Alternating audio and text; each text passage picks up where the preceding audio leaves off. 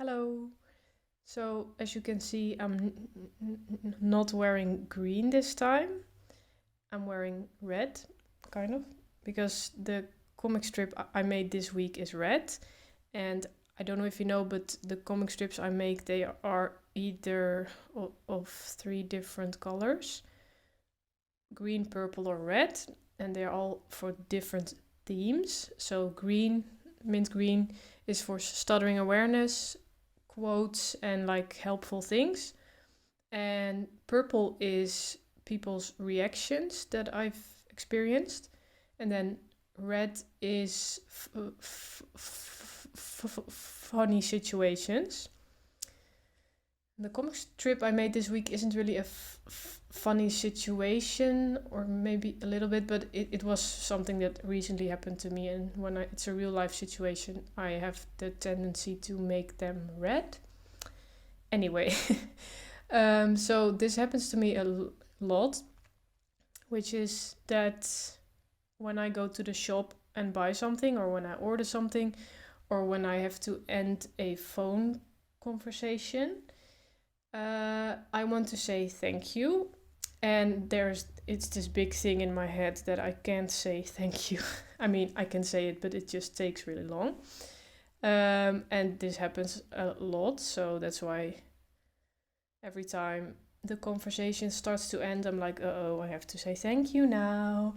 So yeah, and I think this is like why there's so much pressure on saying thank you, is because I really want to be polite, and I want them to I want to be nice to them.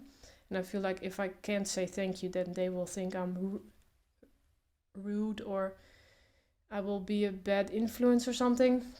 So that's why there's so much pressure on the words thank you, and why I stutter more on them, I think, even though I can say it now fluently, of course. So this happened a while back, and actually yesterday it happened again. So the thing I made the comic strip about is that I bought something in a store, and I received the thing, like I paid, and I said I wanted to say thank you, and it took so long. And I really wanted to say it, and I was like, why am I doing this? She knows what like I was looking at her and she was looking at me. Look at her and look at him. And now I just really wanted to say thank you, and I was like taking so long, and it was awkward. And but at like I don't actually know how long it takes, but it feels like really long. So I finally was able to say thank you, and yeah, I walked away, and then I was like, that sucked. Okay, next. Like, yeah, and I was thinking, oh, this is actually really nice that I can just now accept that things can suck, but that it's fine. Like, it sucks. I'm like, oh, it sucked. Okay. And that's it. Like, like I wasn't thinking like I wasn't spending any more time on it after that. I wasn't thinking about it. I wasn't trying to convince myself that it was okay. Like, uh, I was just okay with it being a shitty situation. And that's why it was really easy for me to move on. But yeah, and I had that yesterday on the phone as well. I wanted to end the phone call with saying thank you, and it took really long, and I even stopped and started laughing and then tried again. So that's how long it took. And yeah, it was awkward. The end. Like, yeah, I don't know. It feels really nice to just let things suck. So while editing this video, I realized I wanted to add something here. And that is why it has become so much easier to just accept when things suck.